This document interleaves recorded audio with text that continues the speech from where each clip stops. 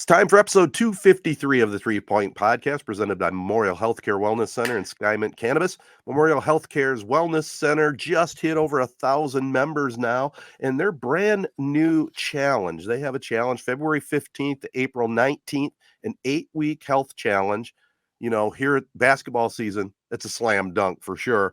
It includes weekly weigh-ins on Wednesdays, weekly participation challenges. It's a private Facebook group. And guys, you're always on me about it. This is my perfect opportunity to really put the crunch on and get back to where I was at the end of the contest that I was in last year. Does it sound like motivation, Jared? Yeah, I mean, this is good and bad because I guess we know what makes you tick. I mean, as soon as there is money on the line, you really kick it into gear. So I think all we need to do is maybe I just need to make like $100 bet with you, and next thing you'll know, you look like Arnold Schwarzenegger at the end of this challenge. That's what we just need. We need one of our awesome partners. We have plenty of awesome partners. Instead of just like, giving us some money, gift cards, whatever, give us some fitness motivation, some fitness incentives. And if we hit our like weight, they'll give us a little more. Not like bad. That. Well, I'm going to definitely participate in that one for Memorial. Also, I want to tell you about Skymint Cannabis. Skymint Cannabis, man, farm to stash, grown right here in Michigan. A beautiful new grow processing facility in the former Summit building in Dimondale. Did you ever play basketball there? Either one of you guys at the Summit? I thought it was why am I thinking it was a hockey arena? I think it was a combination. I think they had hockey there. I think they had basketball hoops as well. But that must be quite a setup. That place is, I don't think I've ever been inside of it, but it's huge. I mean, it's like an Aim High size building. Yeah. Aim High. That's where we played, man. I remember when Aim High opened. That was there are grow facilities there in that Summit building in Dimondale. And Skymint has over 15 locations in the state. Check out the new Skymint Reserve. If you're over 21, go online at skymint.com. Check out all the details of all the neat stuff they have, all the specials. Skymint Cannabis, one of our great partners. Also, our local partners include AZEE Printing Solutions, Capital Sports Fieldhouse, Crow Real Estate and Auction, Nelson House Funeral Homes, excuse me, guys, Rivals, Taphouse and Grille, and Success Group Mortgage and Servicing. I am suffering through my annual bad cold, so I'm on my second day of it, and just getting through this podcast will be a challenge. But I want to say we're going to have a fun one. We're going to check in with former Penn State football player, 2-time Emmy winner, Reggie Walker. And Reggie's always, well, let's just put it this way. He's never at a loss for words. So we'll definitely be chatting with Reggie. But as we like to do, let's do a little quick catch up. I think maybe you have something to start us off with, Jared, do you? Yeah. So I don't think I'm a very imposing or scary guy, but I felt, a little scary a couple days ago. So as I was coming home from work, it was like probably 7 o'clock, 8 o'clock at night. We have like a trash room in our building. And, I was walking, I put my hood up. I didn't really think anything of it, just had my hood up for comfiness or whatever. So I was, walking down the hall, dropped off my trash. I was walking back to my room, just kind of sitting on my phone, like with my head down, my hood up.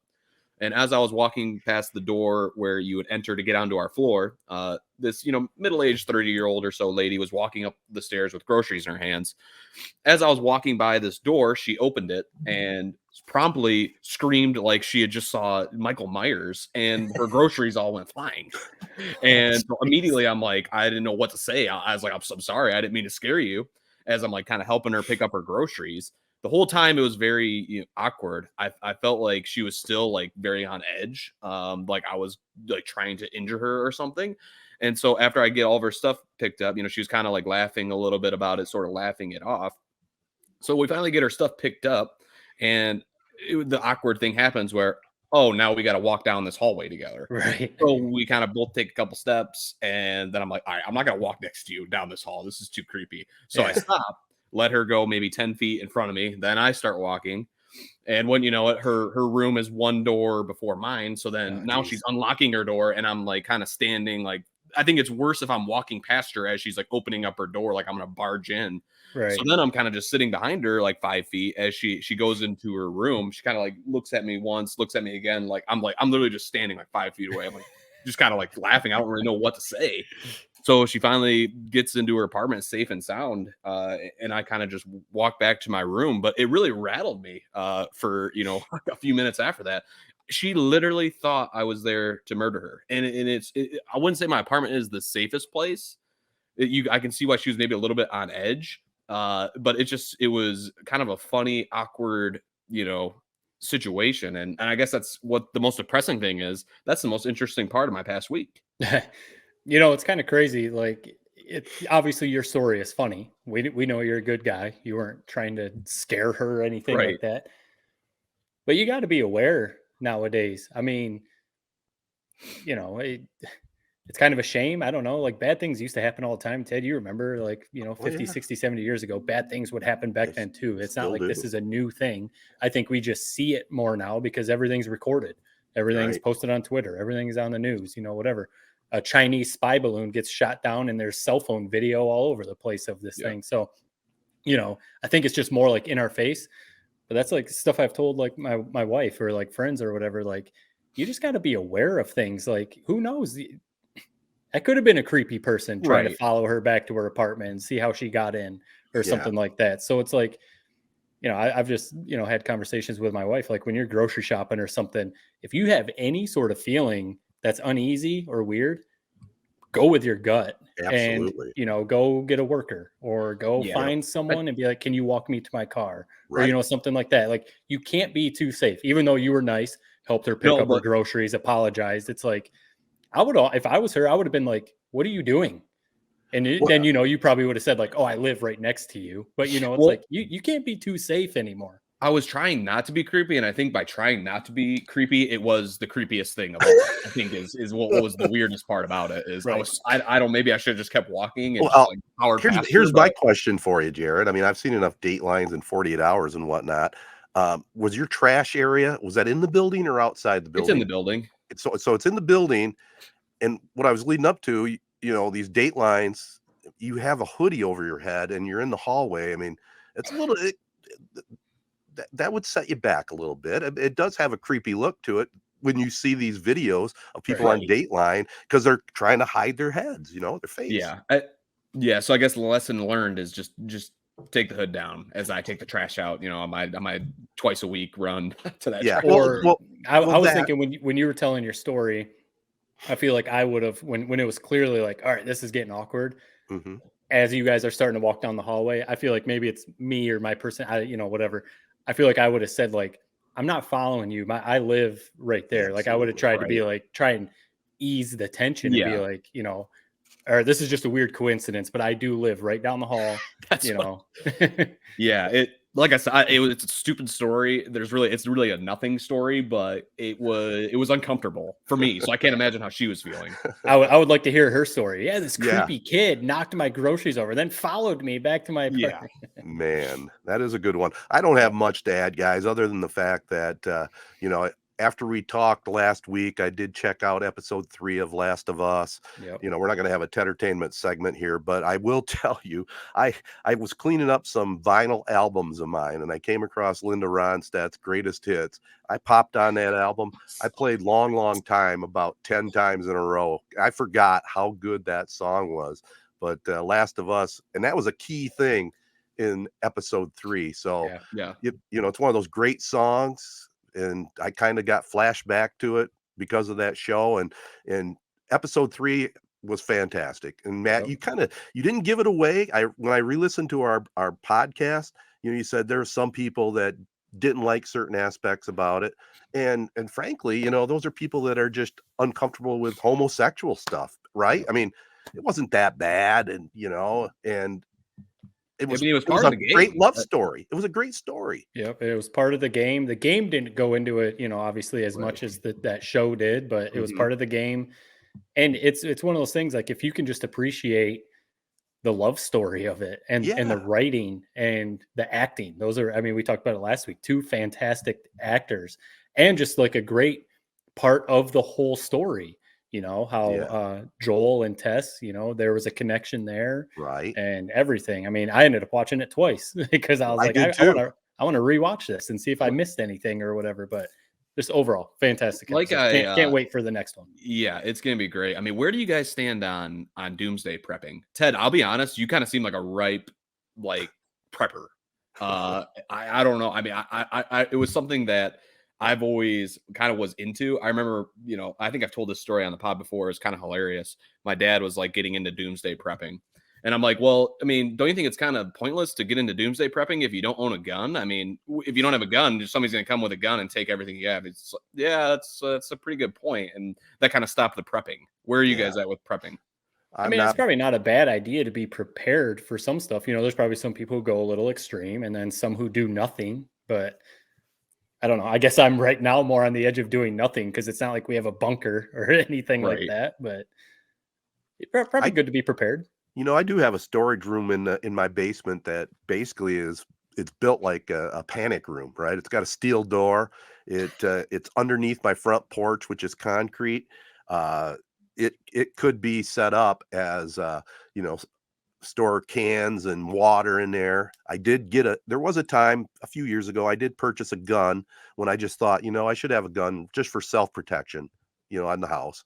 And if anybody broke in, would I ever use it? Yeah, probably, but I haven't, thank goodness. Right. But as far as the whole doomsday prep stuff, no, I guess I would say I'm not into it. I haven't done anything. So the shows are fun though. I love watching the shows. The show's great for sure. I will tell you though, let's talk a little bit here in this part of the program. Prep Spotlight brought to you by Capital Sports Fieldhouse.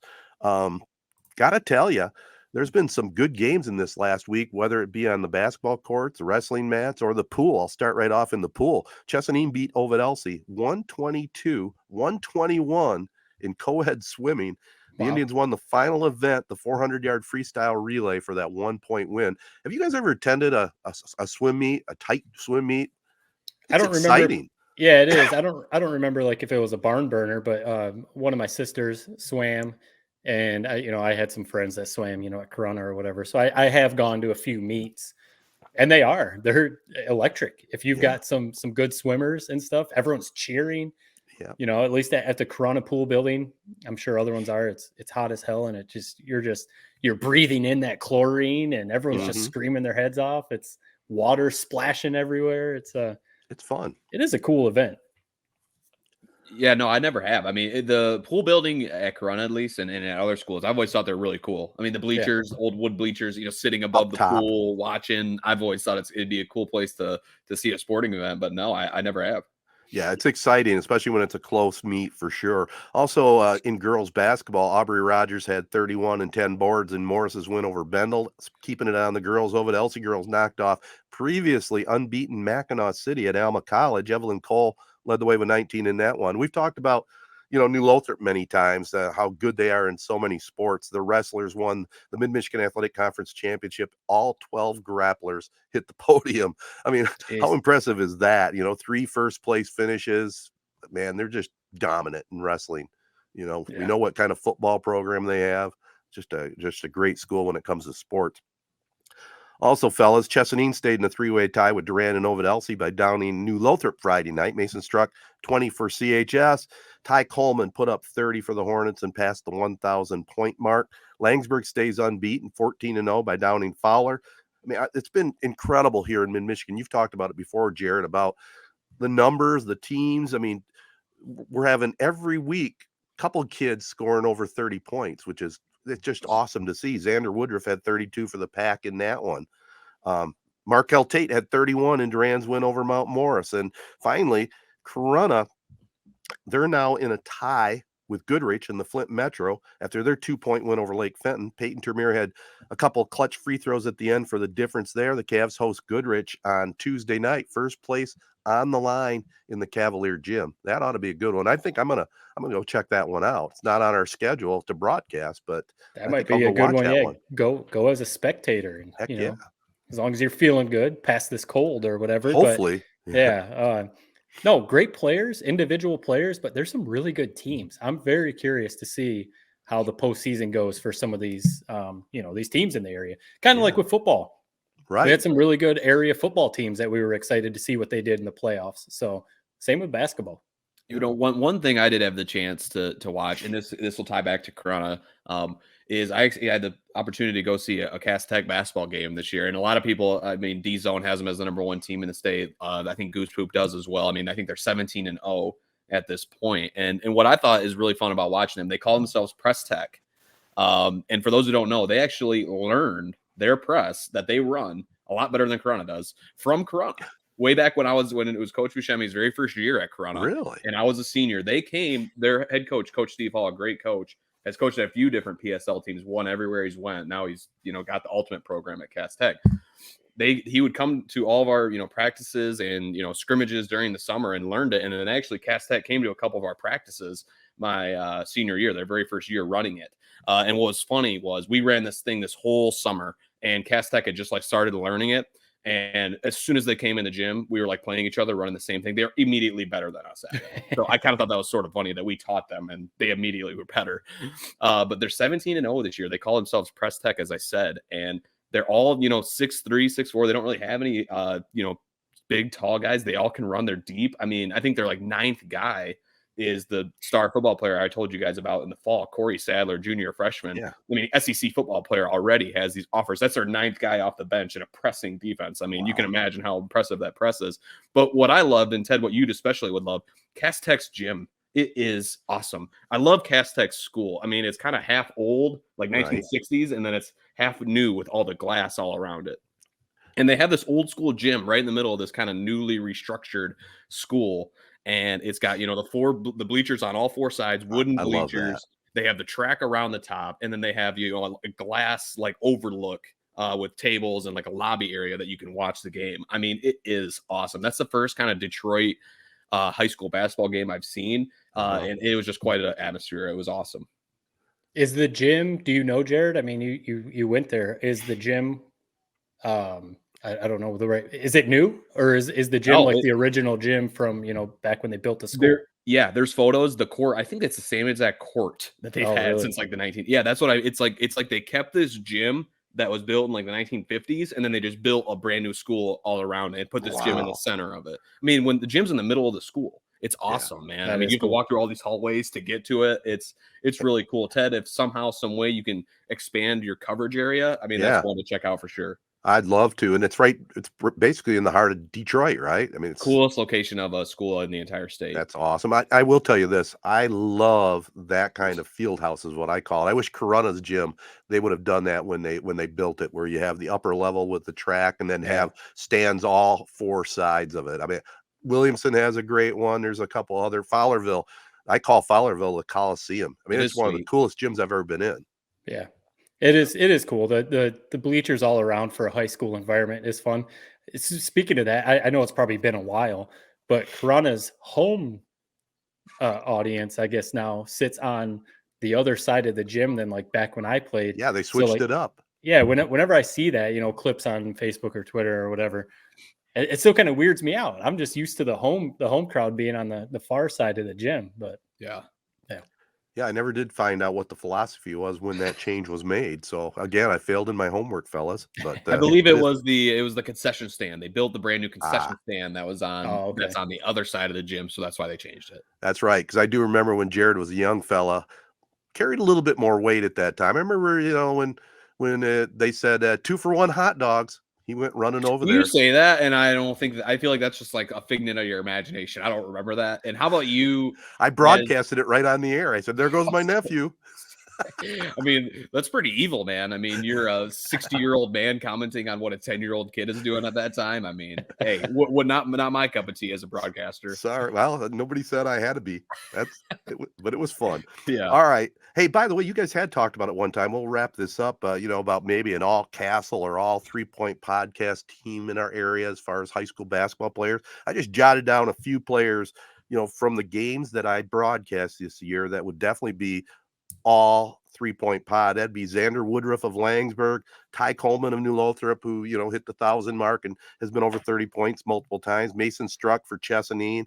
Corunna's Brevin Belor, man, 3-point specialist, just fills it up. Clay Wittenberg of Ovid Elsie, and, Wyatt Bauer also having a nice season. You talked, Jared, about, Cass Tech. Corunna, unfortunately, they have Hamady in the district, but they have a good team, good chance to win a conference championship, and they play that pressing style, and they go 9-10 deep on the bench, which is conducive to being effective when you're going to a full court press. Yeah, I would say they kind of the similar style cast. Like they don't really have a true center. They have, the two Bauer twins, which I think one is Tarek is actually injured right now, Yeah. fortunately. But yeah, they kind of the same sort of style as Castek, which is perfect for a pressing team where, a couple athletic, bigger guys like the Bauer brothers, and Yep. they can press anyone. Absolutely. Also, a couple others, Gabe Lina Duran and Carson Peters of St. John. So by the end of the season, got to narrow it down to 5 first teamers, but we'll see how it goes. We'll have, well, this has been the Prep Spotlight brought to you by Capital Sports Fieldhouse, and we'll be checking in with Reggie Walker right after these messages. All right, guys, let's get this going. We're excited to bring back one of our favorite guests, Reggie Walker. He's been on a number of times to talk about a bunch of different topics, but give him a follow on Twitter at rwalk13.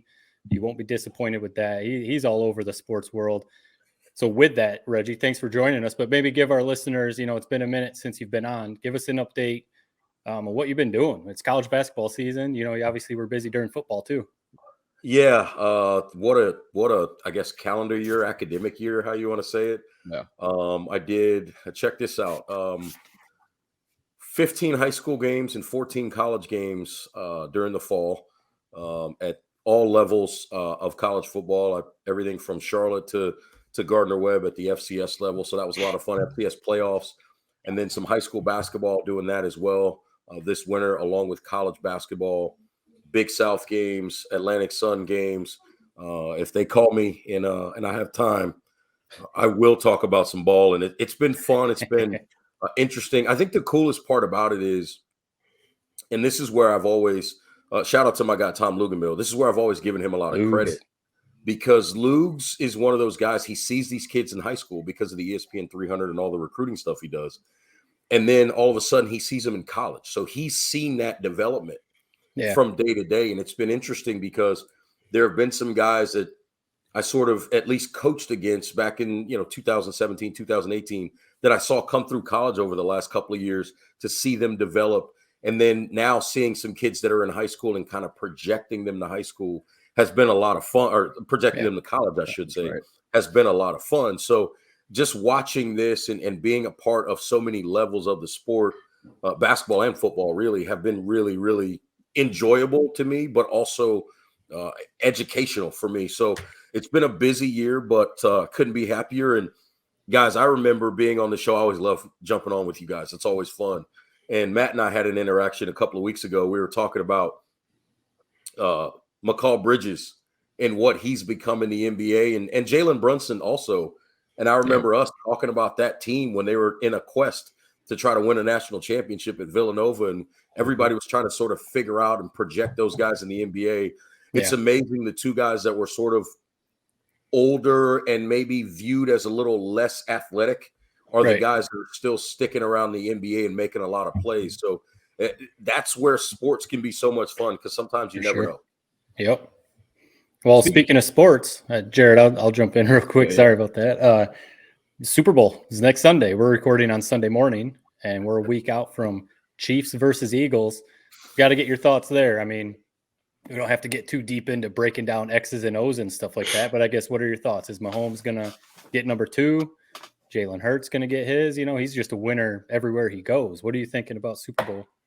Yeah, it's interesting, because the more I look at this matchup and you think about the narratives of both teams, and I think that's kind of the cool part, right? Is like Mahomes is considered like the great quarterback that it doesn't matter really the pieces in a lot of ways. You look at who his receivers are, Marquez Valdez-Scantling and those guys, like they're none of those guys for a lot of people are considered that superstar wide receiver. I think they're really good players. And if you're really, really good, surrounded by other really, really good, you can win. But those guys are not considered necessarily that. They're sort of being, in a lot of people's minds, uplifted by the greatness that is Patrick Mahomes. And I'll say two things to that narrative. Isaiah Pacheco is a problem out of the backfield, and so don't slight that at all. And then obviously we saw it last week, and I think last week, and I think what we can't forget is it's still a line of scrimmage league. And I've always thought Chris Jones was pretty good. Frank Clark good as well. What we saw from Chris Jones in the AFC champ, that guy was but that's not the guy I remember. I Right. remember a good football player. I didn't see that coming. And if he can wreck the Super Bowl like that, then I think the light turns on real bright for Patrick Mahomes and Andy Reid and Eric Bieniemy in this offense to make some plays, because they'll have extra possessions. They'll have extra opportunities because he's creating havoc. If he doesn't, right, the narrative of the Eagles, and this is the funny part, is, well, you don't need a great quarterback. Just put all these great, perfect weapons around him. You talk about guys like Miles Sanders in the backfield. We are Penn State. You talk about the A.J. Brown on one side, Devontae Smith on the other side, Dallas Goedert, all these playmakers, probably 2 Hall of Famers on that offensive line, and you go, well, man, that's kind of a different deal. Like, they're doing it by protecting the quarterback and letting the playmakers do all the work, letting the outside guys be the key. So the narratives are very different, but I think it's a line of scrimmage league, and it comes down to whether or not Chris Jones and Frank Clark can create more havoc than, and bear with me, I'm about to say like 10 names, than Linval Joseph, Hassan Reddick, Ndamukong Suh, Javon Hargrove. I mean, I could go down the list. They got 9 guys that they rotate at that defensive line. If they create a bunch of havoc and keep Patrick Mahomes in the pocket and be able to get after him with really 4, even though Reddick is considered a linebacker, he comes off the edge all the time. Right. But if they can get after Mahomes consistently with 4, I think it looks completely different. So I'll say, guys, it's a line of scrimmage league. Who can get after the quarterback? And the number I'm going to give you is 4. Whoever can get 4 sacks or more, I think that's the football team that wins the game. That's the prop bet right there. There you go. Yeah, I agree with that. Personally, I think it's Mahomes to lose. I mean, he's been there before. I mean, 5 straight trips to the AFC Championship game. I mean, it's just incredible. Best I've seen since Tom Brady, obviously. But I have a question. This is the most important thing when it comes to Super Bowl Sunday for me. It's the food spread. We know Reggie wants to talk about food. We're all big time food guys here. I mean, what does your ideal Super Bowl Sunday food spread look like? I mean, it's got to include wings first and foremost. Like, I don't care what else happens, you better have wings. I've got a buddy who throws a Super Bowl party every year that we go to. It's a crew of us. We kind of all get together, and his house setup is great because we can sit outside. He's got a screened-in porch where we can sit out there and have our cigars, and there's a TV out there too. So life is really, really good at his house. But the spread is endless. It starts with wings, but it also includes ribs. And then it goes from there into everything you can imagine, from sausage to collard greens to baked beans. I mean, we have everything there. But I tell anybody, if you don't have wings or you don't have some kind of a good dip, whether it's a 7-layer dip, whether it's a queso dip, whether it's a Rotel dip, like if you don't have like 5 dips, I'm leaving your party before it starts. Like if I walk in and look, if you need me to bring some wangs or hook up some dip, I got you. I can cook. Don't get it twisted. But if I walk in and you don't have wings or multiple dips, I'm leaving your party before the game starts. See, this is lame. I've always been a big pizza guy. If you don't got pizza, I think the whole party is off. There's one thing I got to ask you that's not NFL related or college basketball related. Let's go back to the college football season. My favorite bet of the entire year was Utah in the Rose Bowl versus Penn State. As our listeners know, I mean, you're former Penn State football player, alumni. Explain to me why you think that this Penn State season was a success, because what I thought going into that game was, this is the worst team I've ever seen in a Rose Bowl. You guys got a little bit lucky with a couple of key injuries with Dalton Kincaid going out and their starting quarterback. Explain to me why that was a good win and why that was a good year last year. Well, I think it was a good win mainly because of, the perception that this football team and this program was struggling. And you needed an opportunity against the team that many thought was pretty good to get a win. I think the other piece of it, to me, more than anything, I thought this was a Penn State football team that at times wasn't physical. They weren't willing or able to show that they would get in the trenches and fight people and take the punches and throw them back, right? Yeah. We saw this team get absolutely destroyed by the Wolverines at the line of scrimmage. They gave up 400 yards rushing. That screams soft, right? That does not scream toughness. Well, if you know the history, and I know you do, I'm talking to the viewers, anybody that knows the history of Utah football with Kyle Whittingham as the head coach, they know that the number one word is physical. And Penn State needed to show that they could deal with playing against a physical football team. I'm not suggesting Utah is Michigan. I'm not suggesting Utah is Ohio State. But what I am suggesting is Penn State needed to show that they could handle physicality in a big spot, in a big game, and they were able to do that. I think the other piece of it was the narrative around Sean Clifford and a lot of guys that, were not going to play in the game. Joey Porter Jr., one of those guys that's getting ready for the NFL. And I don't blame him for doing that. Don't get me wrong. Right. Yeah. So when you look at the team and when you look at, and trust me, Sean Clifford wanted to play well because he wanted to try to prove to the fan base that James Franklin wasn't wrong in sticking with him instead of going with the young quarterbacks. And so I think the message and the reason why that game was considered a success was they got over the hump against a physical Utah football team, which a lot of people, in my opinion, and guys in my circle, some of us that even played there, didn't feel like we had shown that we could deal with a physical football team throughout the season. And we finally showed that in that game. So I think that's why that game was a success. When you look at the season, I think it became a success, honestly, when Ohio State backed into the playoff, because you start looking at Penn State's record and you go, man, the only two teams they lost to now, granted, again, I'm going to say it again, 400 yards rushing against Michigan. Yeah. You can't allow that to happen. Yeah. But you see Ohio State back in the playoffs and you look up and you go, those are the only two teams that we lost to. So from that standpoint, you have to look at it in some vein as a success. And I know we've gotten to the point to where everybody looks around and says, if you don't make the playoffs, it's a bad season. Well, here's the thing I remind any and everybody. If you're upset about winning 11 games, what are you asking your programs to do? Because I think, and you guys, we've had this conversation, right?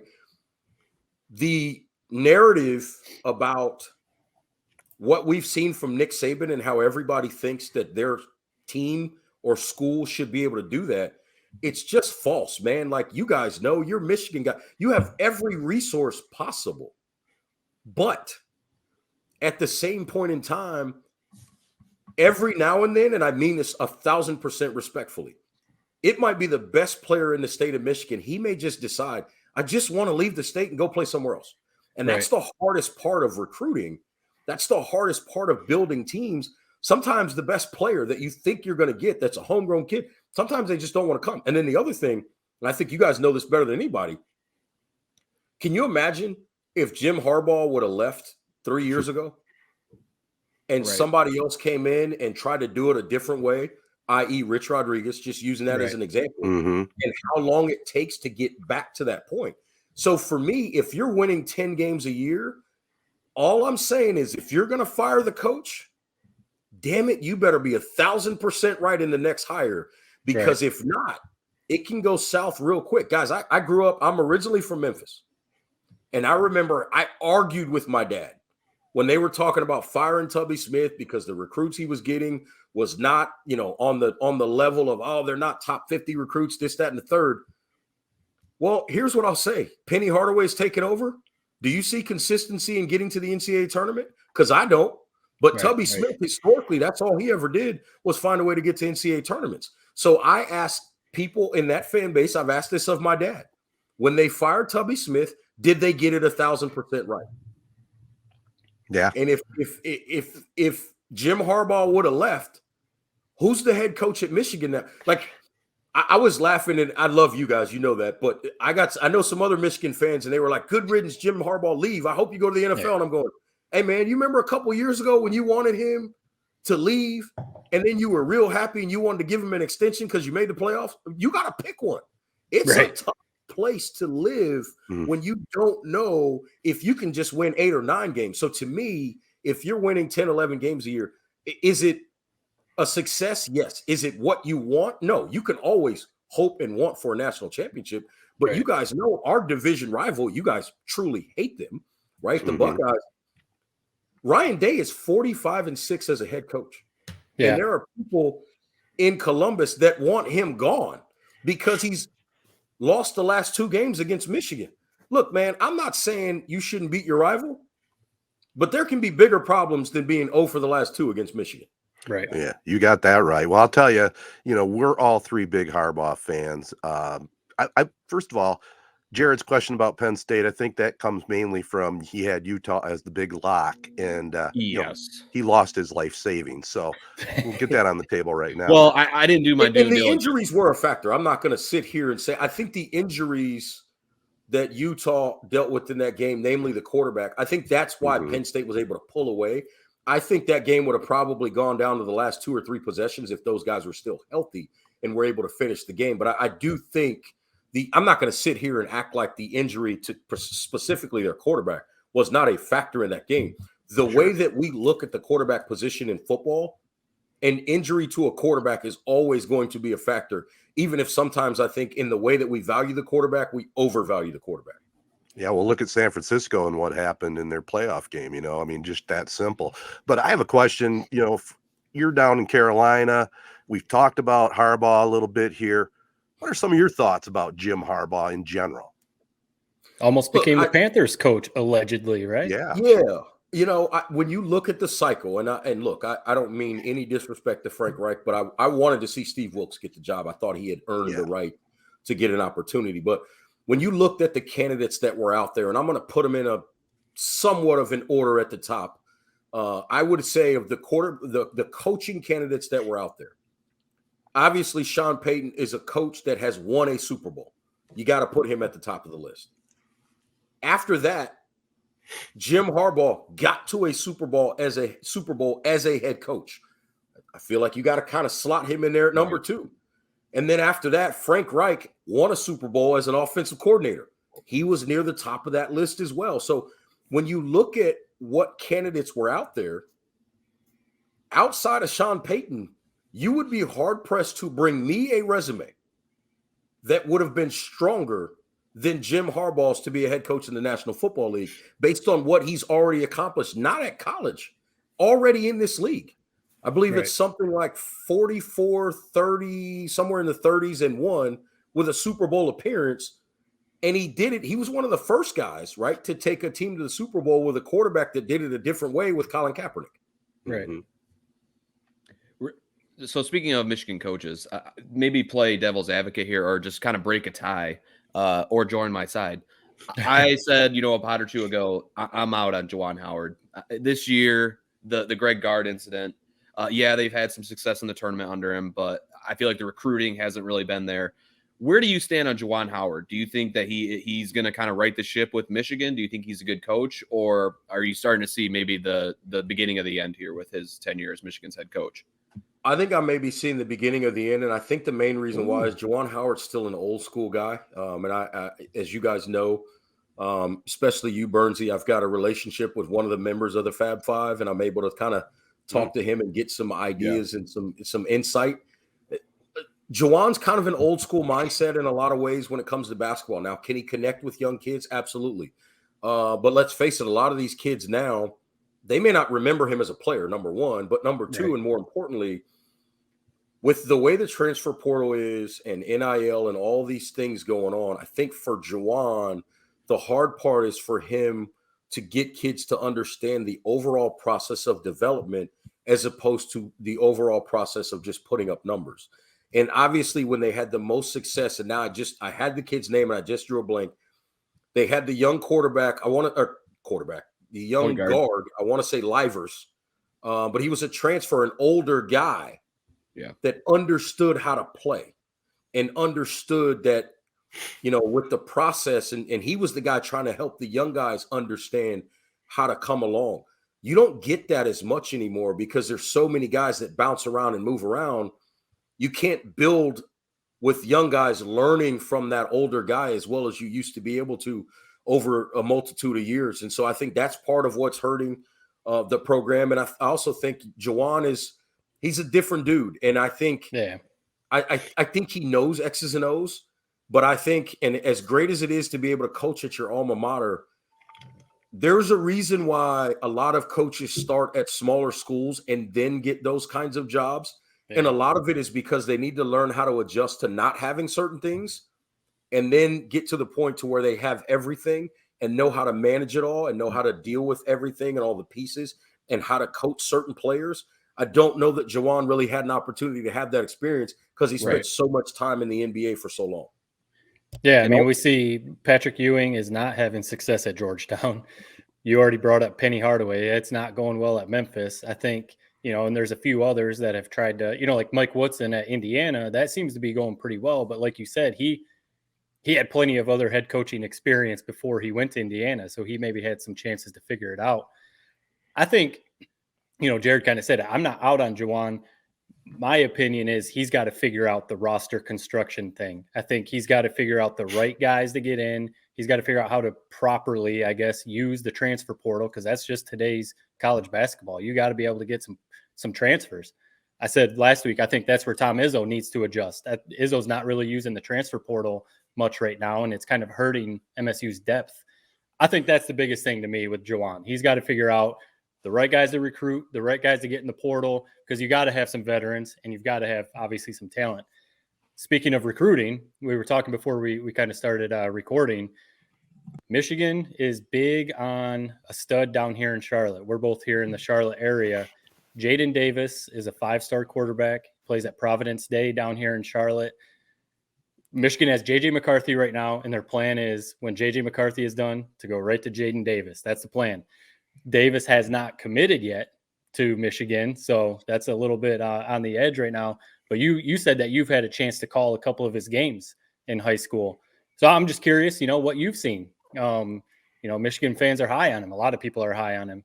Would he step in and take right over for J.J. McCarthy, or what have you seen from that kid?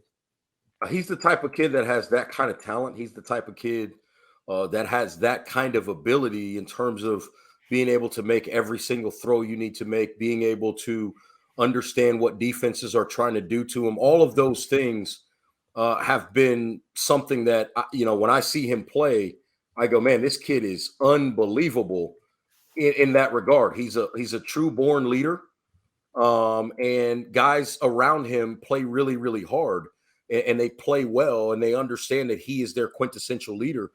I see a guy that galvanizes a locker room, galvanizes a football team. And like I said, he doesn't miss many throws.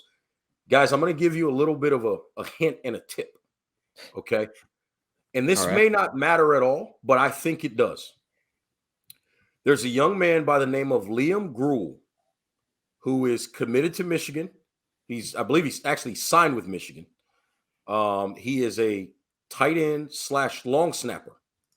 Okay. All right. Classic Jim Harbaugh football player. He's Jaden Davis's tight end in high school. Okay. Liam Grille's going to Michigan. I'm not saying. Right. I'm just saying. It's good to get those connections. And if all I'm saying is this.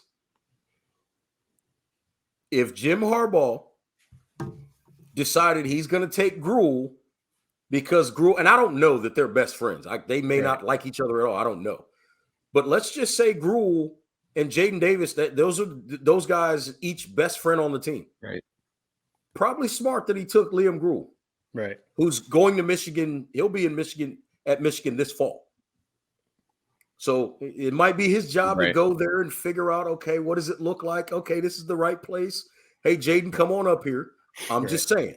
But Jaden Davis is, guys, he's as advertised, physically talented, big arm, can make all the throws, make all the reads. And I think the thing that, because of the way recruiting works, and a lot of people view him as a pocket passer because he can make all the throws, he's athletic enough to not get himself killed in the pocket, guys. He can move a little bit as well. And when he starts moving around, he moves around to make plays down the field. And I know someone who coached him at the high school he was at before that, and they say this kid is the real deal, and he is super unselfish. He understands, yes, he's got to make all the throws, and he's the quarterback, but his focal point is making sure the right guy gets the ball in the right situation so that they can win football games. I think that would bode well for Michigan if they are able to get him. Whoever gets Jaden Davis is getting a true stud quarterback. It's hard for me to get excited about Michigan football right now. I'm being honest. After that TCU game, I mean, we talked about it ad nauseum. It's embarrassing.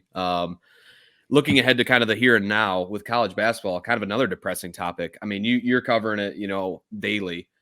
We've kind of been under the assumption that it seems like this year it's kind of really sort of plummeted in popularity in a sense. There doesn't seem to be, the superstar players like a Holmgren. A lot of the best, Wembanyama, Henderson aren't even playing college basketball this year. Do you think that college basketball is really suffering, and do you think it's kind of heading down a dark path? I think people are lost. People don't know who's where. Like it takes you, it's bad enough that no one pays attention to college basketball until January, right? Or February in some cases. Yeah, February.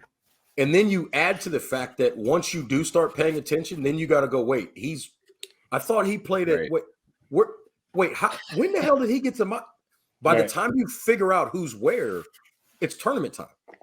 And I think that's part of the problem. I think the other problem is, right, and this is where I think there's danger in the way that they're selling college athletics and matchups. And it really starts in football and it bleeds into basketball, right? Because there was a lot of conversation about whether TCU should make the playoff, and people wanted the schools that had more, I guess, cachet in terms of TV viewership and all that. Well, when you start to push that in college basketball, and then those programs are not quite as dominant anymore because guys that were the 6th and 7th and 8th guys in their rotation are starting at Oakland, or they're starting at, a school like Tulsa, or they're starting at, insert Murray State, right? All of a sudden, when that talent is much more spread out, now everybody looking for Michigan and Michigan State to be in the top 5, and you think about Florida and what they did with the 2 national championships back to back with Billy. When you start looking for those teams and they're not there, and they're not looking dominant, you start looking around going, what's wrong? Well, the only thing that's wrong is that the transfer portal created more parity than people thought. Right. Because what's happening now is your schools like your Oral Roberts, right, with Max Absmus, right, as great as he was in the tournament last year, they're able to go get a guy from, say, Texas, and this is not necessarily true. This is just an example. Right. They're able to go get a guy who was supposed to be sort of the future of that program. Now he's at Oral Roberts, and they're able to make a run in the tournament and beat a couple of the Power 5 teams, right? And the tournament starts looking different. The regular season starts. I watched the game last night. I watched the end of Gonzaga and St. Mary's. That came out of the Charlotte office right now. That's right. And the difference with that basketball, with those 2 basketball teams from what we saw in the past, right? And St. Mary's has always been kind of the one team in the West Coast Conference that's given Gonzaga some problems. Well, now here's the difference. Gonzaga has still really good players. They don't have the better athletes anymore. Right. They just have really good players. And now all of a sudden, St. Mary's has really good players, and the athletes are on equal footing. It looks different because now everybody's realizing also, in addition to, right, not going to the big schools, these guys are understanding it doesn't matter where I go. If I can play, I'm going to get in the tournament and people are going to see me.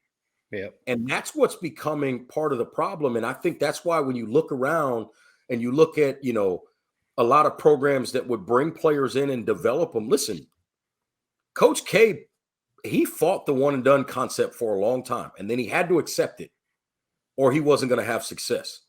Well, that's why he got out. We already talked about Villanova earlier and Jay Wright about the way he wanted to run a developmental program, bring guys in their 3rd, 4th year. They're going to be quality players. And because of that, Villanova was always really good. Here comes the transfer portal. Here comes NIL. And the reason I'm telling you guys right now, NIL and transfer portal are mutually exclusive. Okay. Not only did they essentially come in at the same time, but because they are there, you've got people back channeling kids, offering them NIL money to go in the portal. But then guess what happens, right? If I know Matt is a all conference level 2 guard, right? I get somebody to back channel him and say, hey man, if you jump in the portal, there is, $50,000 a year worth of NIL money at Oakland, right? And so Matt's going, man, I'm going to jump in the portal. I'm going to get some NIL money. I'll be the main guy over there. This is perfect. Yeah. So Matt jumps in the portal the day the season ends. Well, what Matt didn't realize was Jared is a 3-time all-conference guy in the Big Ten, and he's looking for a new home. He jumps in the portal at the same time. He plays the same position. Right. Ted, as the coach, goes, well, Jared's had more success. I'm going to take Jared. Now Matt's looking for a spot, and you're hung out to dry. Right. So if you don't think this thing is mutually exclusive, man, I'm telling anybody that'll listen, you're crazy. That thing is mutually exclusive, and it is a dangerous game being played, and the kids have to be smart and understand who's telling them the truth and who's lying. But I say all that to say, yes, that is what could and may be the eventual downfall, not just of college basketball, but it's impacting college football as well. If you can't navigate that portal right, man, it gets you in a lot of trouble. But the problem is it's so hard to navigate because the kids that ultimately got a lot more power in it, they're still being pulled in these different directions by people that may not really have their best interests at heart. And I've always said, if you want to clean this thing up, you got to find somebody, some person, some arm, some consultants. I don't know what the answer is.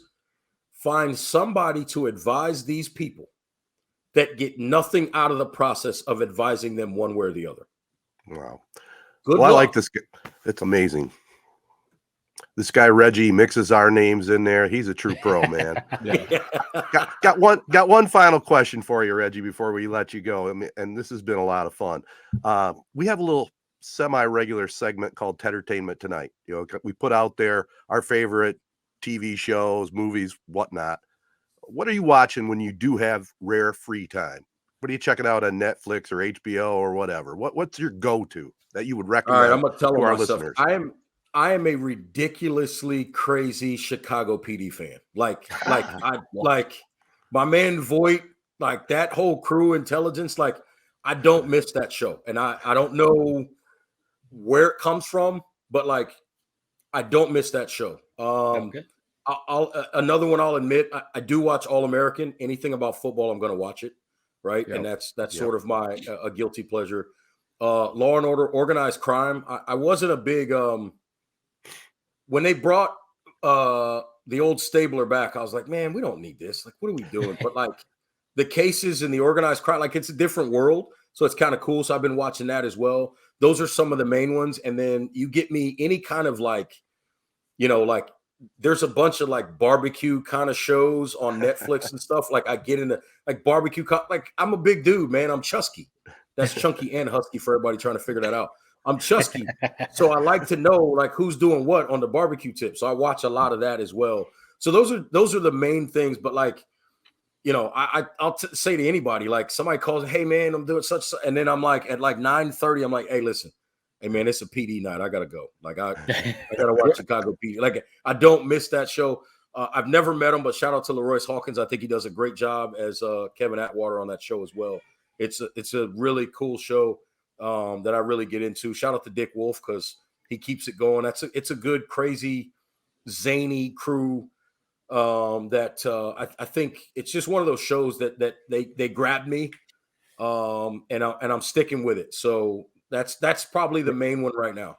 All right. I got to slide in real quick, Ted, just because you. Go ahead. So Reggie, I want to get your kind of a food connoisseur. You're a barbecue master. What do you think of Ted's, Fourth of July spread from a couple years ago, where he had chips and hot dogs with ketchup? That was the spread. What do you Get out of here? That's what it was. The only condiment, ketchup. What do you think of that? No, that's a failure. Listen, Jared's a by failure. no means. I mean, first of all, if you're going with anything, hot dogs, bratwurst, sausage, any of that, you got to have mustard available. Yes. And depending on what else you're doing in terms of whether it's hot dogs or bratwurst, you got to have sauerkraut available. You got to have relish available. Like, Ted, what are we doing here? I got to get on Jared's side and kind of give you. I gotta poke the bear and figure out what the heck you were thinking. If the only condiment Reggie, was ketchup. Don't listen to what Jared's saying. I'll tell you, ketchup was out there. It was a little bit of a fail, but the mustard and all the other condiments came out shortly afterwards. So okay, then you're good. Yeah, absolutely. Well, and they had to be Kogel's hot dogs, right? Kogel hot dogs. Reggie probably doesn't even know what those are. Do you? I've heard of them. They're awesome. I have not had them, so I'm going to put that on Matt to get some shipped down here, and I'll try them. They'd have to get shipped. And Jared, hey, man, be nice, man. Stall them out, Debo. All right. Hey, I mean, he usually has a good spread. That's why it stuck out after all these years because it was so puzzling. I've never seen something like that from Ted. I mean, And he by the way, prides that's the himself last on- spread he's gone to, Reggie. Not been invited since. I was about to say, it sounds like he's not going to get invited anymore. Now, speaking of spreads, I have to say this, and I'm going away from food. Guys, I mean, it's fun being on here, and you know I got the virtual background because my crib's a mess right now. Love it. Ted, man, that you live in a dream. That's a spread behind you there. Now I see how you roll, big dog. That's my man cave, baby. You know? That looks legendary. I see the Fab Five right there over your right shoulder. Oh, yeah. I see it. This got some high school jerseys too. Got Bo there. Yeah. Yeah. I do it love upright. All love right. it. And I have always wanted to ask, the Corona 21, is that your high school basketball jersey? To tell you the truth, that is my actual jersey. Okay. That's cool. I actually wore that jersey. In our day, Reggie, you're visiting when you wore your away uniforms, they were odd numbers, and the home uniforms were even numbers. You don't even see that anymore, right? That's kind of No, crazy. you don't. I didn't know that. Yeah. No, my first high school, I had a different number on the road than I did away. It was interesting as well, but the number I wanted to wear, I couldn't wear because it was retired for at that time because the guy that wore it, actually the year before I got to high school, had passed away. He was still in high school when it happened, so I couldn't wear the number I would have wanted to wear, even though if he were alive, I wouldn't have been able to wear the number because he was going to be the starter and not me anyway. So right. I guess I don't know what I was mad about, but you know, it's always interesting to hear the stories of the high school jerseys, and I remember those times as well where it was a different number. No, yeah, we've talked about it before too, where, you know, nowadays you go watch an NBA game or something, you can't even tell who the home team is because of the color schemes, right? Used to be white at home and color on the road. Right. Yeah. I remember when my the jerseys we wore in football my senior year, you know, at our high school anyway, not every high school probably does this, but like when the varsity team gets new jerseys, those last ones go down to JV. Yep. And then, you know, and then the freshman gets the next hand-me-down. So like they kind of go through the years. And I remember when the jerseys that I wore, when they went down to JV, I wanted to call up the AD or, you know, the coach and be like, send me what I wore. JV doesn't need that. Give me one of them. Like, give me my jersey. Now that varsity's done with it, I'll take my number 81 and I'm going to put it in a frame like Ted did back there. Let me ask you guys this, and it's something I've noticed because I know when I was in high school, you had a 9th grade team, you had a JV team, and you had a varsity team. Right. It seems to me, I'm not hearing a lot about 9th grade teams anymore. Do they even exist? Not like they did in the past. I mean, it's you know, a lot of schools have eliminated it and just put the freshmen on the JV. I mean, I think because, Reggie, in my own opinion, there's so many different sports nowadays, so the participation is down in specific sports. That's the only thing I can figure out. Right. Maybe I think with basketball, it seems like there's still a lot of freshmen, but football, it does seem like it's mostly JV and varsity.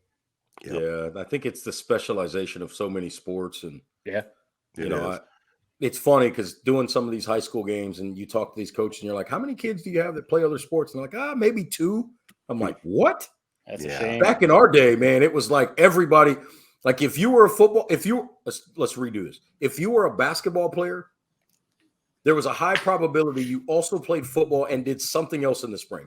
Probably ran track or baseball, right? Like, but everybody played something in the fall, the winter, and the spring. Like that was just the way it was, and you just don't see that anymore. Not as much. Nope. Absolutely. Well, let's leave it there, Reggie. This has been just awesome chatting with you, getting caught up. You know, you're a man that's on the hustle, busy all over the place. Tell us the best spot that our listeners can catch up with you and stay in tune. And definitely we won't wait so long to have you back for another appearance. Well, I'll say this, guys, and this is not, I love you guys, and you can see right there next to my name over there. Yep, there. Boom.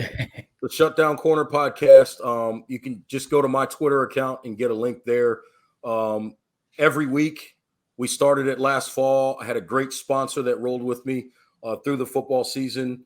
They've wrapped up, but if somebody's looking to sponsor, we're ready for that too. But podcast comes out every week, and then we air live on the radio on Saturday mornings here in Charlotte as well. So check out the Shutdown Corner podcast. You can get a link there from my Twitter account at rwalk13. I usually pin a tweet about the podcast with links every week. And It's on Spotify, Apple, anywhere you get podcasts, you can find it there. So check us out. Find me. Most of the time, it's me and a guest, but always a good time. Awesome. Excellent. Well, again, thanks for the time, Reggie, and we'll catch up with you down the road, man. Thanks, guys. Appreciate it. Have a good week. All right, guys, where do we want to start in potpourri of sports? Man, I mean, it's weird. We're recording this on Sunday morning. There's no football.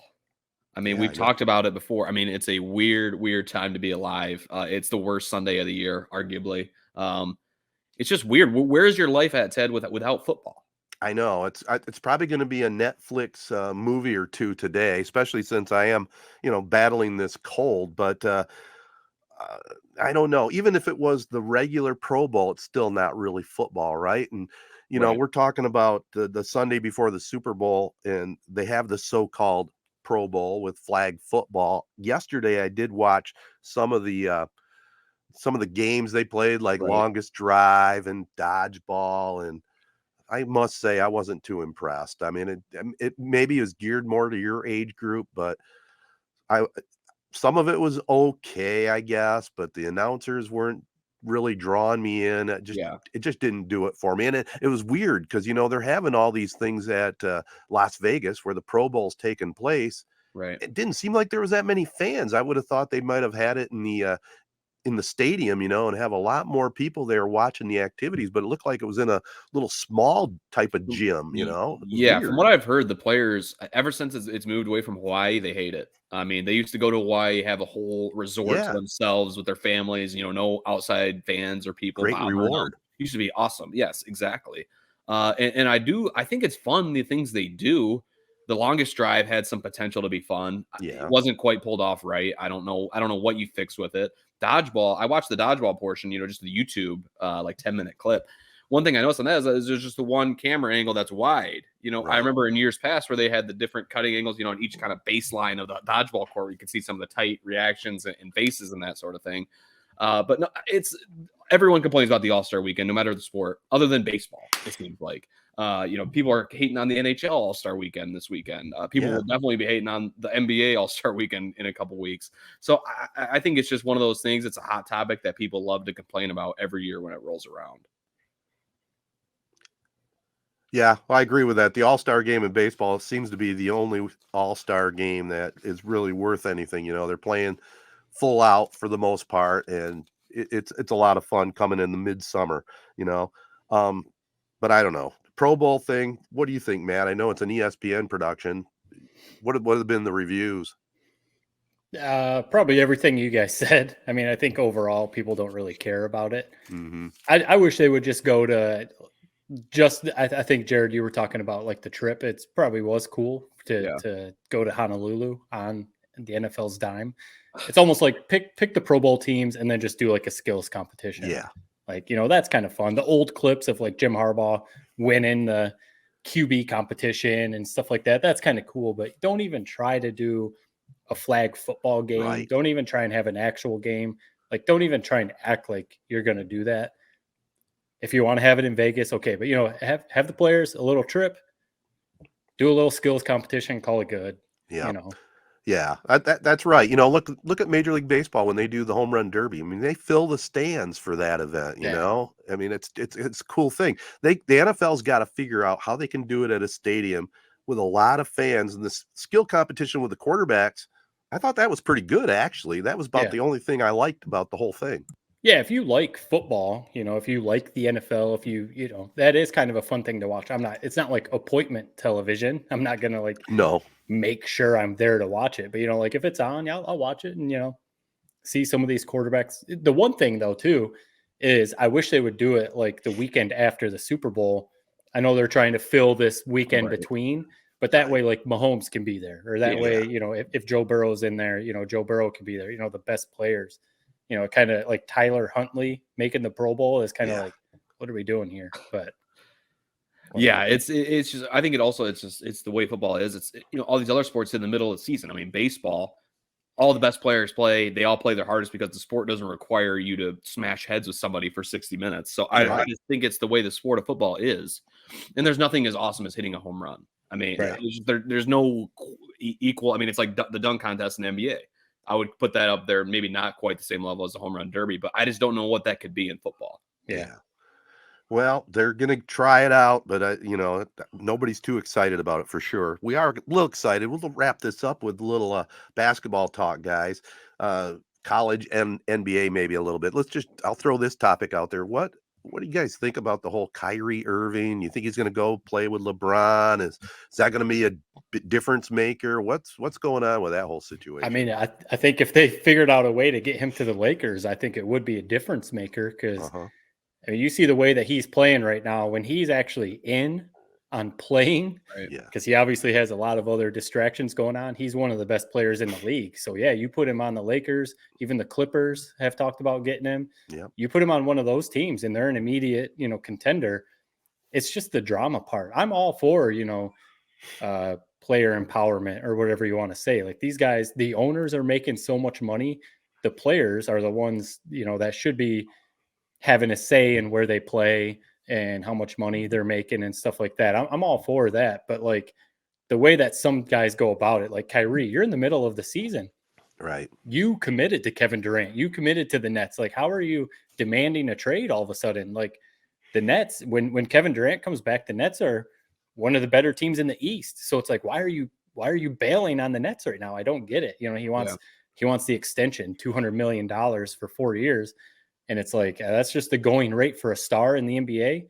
But this dude, you don't even know if he's going to show up to play. So it's like, what team is going to give him that money? So I don't know. It sucks because he is fun to watch when he's healthy and playing. But what team is going to, want that drama? I don't know. The NBA, it's starting to heat up, though. The All-Star break is when the NBA really starts getting good. It's a weird predicament. I mean, he's playing so well right now that it's like, oh, no brainer, give him this extension. But then obviously we know, his history, and you never know when he's going to say I'm done. Right. That type of thing. I don't blame him for being upset. I mean, he's given everything this year. He's shown you that he deserves kind of a max extension from the Nets. And from what I heard, they wanted these kind of crazy sort of incentive based deal, Right. winning championship and all that. And he kind of viewed it as a slap in the face. I don't know if it's as much as he wants a trade as much as he just wants some leverage to force them to extend them. I mean, the Nets have been, Nick Claxton has come out of nowhere. He's a stud now. I mean, Kevin Durant, obviously Kyrie. I mean, they are a legit threat to win it all this year. So it's a shame because I think we all kind of want to see what they can do when all the oars are rowing in one direction. It just seems like every other day there's something new that's kind of derailing them. Also, our Big Ten teams, Michigan picked up a win over Northwestern. They needed that win if they have any hopes whatsoever of moving on into the tournament. They have Ohio State today as we're recording this on Sunday.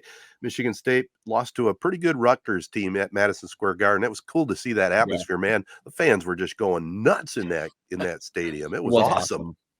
It's a cool game. I mean, we've talked about the last couple of weeks. The Big Ten, Purdue lost to Indiana yesterday. So, I was thinking about last week, Ted, you posed the question of like, do we trust Purdue basically? Exactly. And I wanted to say that's exactly why we don't trust Purdue. Yeah, Indiana's a solid team. So it wasn't like a bad loss, but that's exactly why I don't trust Purdue. Could they make a run to the Final Four? Sure. Because you've got a dude in Zach Edey who could take over any game. I mean, he had a hell of a game yesterday and they still lost. So, I mean, that's just college basketball. I mean, who are you really trusting this year? I mean, Purdue was number one and they lost. Duke and UNC are down this year, so you're not really picking one of those guys. So some of the other Michigan State, what are they going to be when it gets to the tournament? So it's a weird year for sure. Sure is. I think we're lucky in a sense. If I was a Michigan State fan, I'd be so frustrated with them this year. It seems like they have talent, they have players. I mean, they have guys that have been there for years, Hauser, and it just seems like I don't know if it's leadership. I don't know if it's a little bit of a lack of talent, but they just haven't been able to really put it all together. But how awesome would it be? And I think what it would require would be a 2-year deal between Michigan and Michigan State so that one team didn't lose a home game. But I mean, let's get one of these Michigan State games at LCA or something. I mean, it would probably be pretty close to filling that place up. And Ted, you were right. That was my exact reaction watching that. What an awesome atmosphere that was. Sure, you would expect with it being an MSG, maybe Rutgers wouldn't travel that well, but I mean, it was loud and it was quite an environment. I almost don't see why they don't do that. I mean, obviously you want to have, like you said, Jared, you don't want to lose a home game at Breslin or at Chrysler, but Yeah, do some sort of like every other Every year. other Yeah, I don't year. know, figure something out. Like it would be cool to have it at LCA. Fill that place up. Agreed. One final thing I have, fellas, is I am fighting through this cold. So yesterday was entertainment on the TV. I watched a little bit of the Pro Bowl stuff, but checked out a movie on Netflix called You People. Have you heard of that one? Oh, Eddie with Murphy, yeah. Jonah Hill. Not that impressed with it. I mean, Oh, it was really? okay. It was okay, but I would maybe give it 2 out of 3 on the 3-point I mean, scale. I the mean, movie. first half hour was pretty good. Okay, I liked that, but then I thought it kind of went downhill a little bit too much. Hallmark type of movie from that point on. Hmm. It was okay. If you're a Jonah Hill or Eddie Murphy fan, it's worth watching if you have Netflix, but wasn't that impressed with it. It seemed like as I was watching it, it's like when we seen Jonah Hill interact with like Ice Cube in 21 and 22 Jump Street. It seemed like Ice Cube was probably the better role than Eddie Yeah. Murphy. I mean, I love Eddie Murphy. He kind of had some funny moments. I Yeah. mean, with a movie like that free on Netflix, you just hope you get a few laughs out of it, and I Yeah. did. So I Yeah. can't bash it too much. Fair enough. But do you kind of agree with my assessment on it? Kind of like a Hallmark type of movie? Yeah, I mean the plot was a little bit flawed for sure, but I mean it's a rom com. What do you expect, man? I mean it's That's it's true. not going to That's be true. Shawshank Redemption. Right. Very true. I'll be honest. I was kind of excited to watch it with Jonah Hill and Eddie Murphy. I was like, oh, this could be really funny. So that kind of Yeah. makes me like, I don't know. You'll like it. It's Yeah. what you will expect. I don't. I Right. think Ted's underselling it a little bit. I mean, Maybe. it's not. Yeah, it's not the best comedy of the year, but it's worth a watch. You'll enjoy it. Yeah. Well, give it a watch. If you have Netflix, go ahead, give it a watch. Yeah. Just don't expect too much. Right. Yeah. All right, fellas. Do we have anything else? This has been a Couple long Super Bowl podcast. picks, right? I mean, we got to make yeah. a couple Super Bowl picks, right? So Okay, I'm with you. I don't want the Chiefs to win. It's just I'm like, I'm almost. I know it's crazy to say, but like I'm almost getting like Patrick Mahomes burnout type of thing going on. I'm just like, people already putting him above Tom Brady and Joe Montana and saying he's the GOAT and stuff, and I'm just like, we got to pump the brakes on that. The dude's incredible, obviously. I'm pulling for the Eagles. I think it's a cool story with Jalen Hurts. I liked watching him in college. So the classic, I just hope it's a good game because I have really no horse in the race. So I don't really care who wins. I just am pulling more for the Eagles because I've got a little Chiefs fatigue, I guess. But Right. that's where I'm going. I think they may. I think the Eagles might be like a bad matchup for the Chiefs unless Mahomes has just this crazy game. So I'm pulling for the Eagles, and I do think they're going to win the game. The nice I am thing, excited though. I'm excited for the national anthem. Chris Stapleton is singing the national anthem, Ooh. and I got to be honest, I'm actually like excited to watch it. And the Wow. halftime show. I like Rihanna. Yeah. So I'm excited. The Super Bowl, like we talked about last week, they finally have nailed the halftime acts. It seems like year after year. I'm excited. I mean, it should be a great we got game. rid of the Rolling Stones and stuff Yeah. like that. So. I mean, I love Tom Petty, but I mean, about 15 years too late for that Super Bowl performance. So it should be a great game. I mean, the Eagles, like you said, they're just kind of loaded. I mean, Reggie laid it out. I mean, they have so many different pass rushers. I mean, Ndamukong Suh's like a third stringer on their team. It's crazy. But I'm a Mahomes fan. I love Kelsey. I love Mahomes. I expect a big game from Travis Kelsey. And I love dynasties. So I'm rooting for the Chiefs to win this one because Patrick Mahomes really is that good. And with Tom Brady retiring, I'm already looking for the next Tom Brady. So I think he's the closest we might ever get. Yeah, I'll make it short and sweet. I'm pulling for the Eagles, but I don't see any way they're beating the Chiefs. Mahomes is going to be healthy, 2 weeks to rest that ankle. I mean, he's just good. They have a good team. Andy Reid's a great coach. Would it shock me if the Eagles won? Of course not. But I think it's going to be Kansas City. And, Mahomes is going to continue to grow that legacy. Will he be Tom Brady? I don't know. Time remains to be seen there. But, again, Brady had a hell of a career, didn't he? I mean, he going out on his own now. He did make it the playoffs, even though they're 8-9. But it'll be interesting to see what the next step is if he's truly going to slide into that broadcast booth and that number one analyst role next year. I guess we'll see. I know the Super Bowl is on Fox, right? So yeah, I've heard tell he may be joining them in some shape or form for the broadcast. That's a lot of money on the table that Fox is going to give him. So Sure I mean, he's not hurting for money, obviously, but that's a lot of money.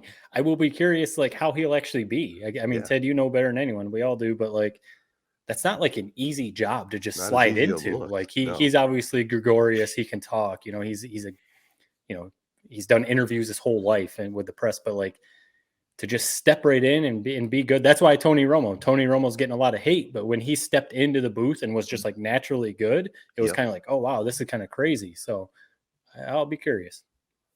Yeah, I'm hopeful. I think he'll be good. You just hope he's not too buttoned up. Like I Right. worry like LeBron would be if he ever did like step into the announcer booth or something like that. So no, I think he'll be good. Like we said, I mean, I'm just excited to see Greg Olsen call a Super Bowl. I mean, Yeah, if at the end of the day he deserves Tom it. Brady does take his spot and he moves to number 2, I don't think he'll be at number 2 for long. He'll go to a different network if that's the case.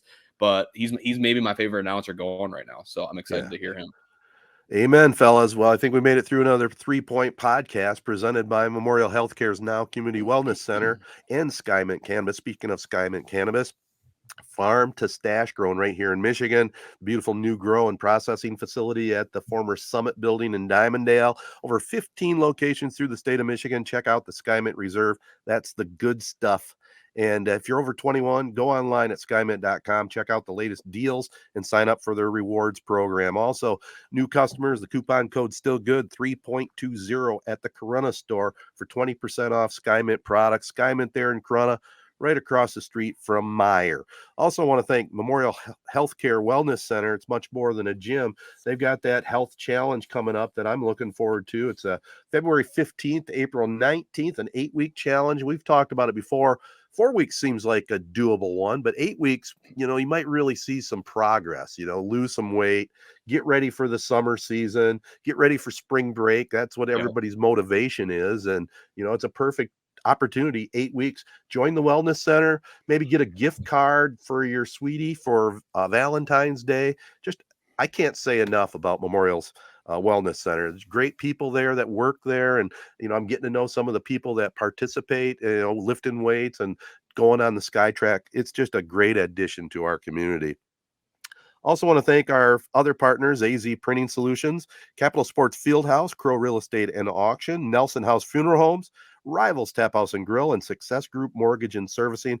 Really want to send a special thanks out to our guest, Reggie Walker, who joined us. You can follow him at rwalk13. Make sure you follow us on social media at 3 Point Pod. Subscribe to our YouTube channel, Z92.5 Game of the Week coming up Friday, February 10th, Ovid at Durand. And if you're in the area, Tuesday night, big game at Corunna. Corunna taking on Goodrich, first place on the line in the Flint Metro League. So get on out to a gym, get away from these winter blahs and enjoy some high school basketball. Peace and love, everybody. Be kind. Thanks for listening.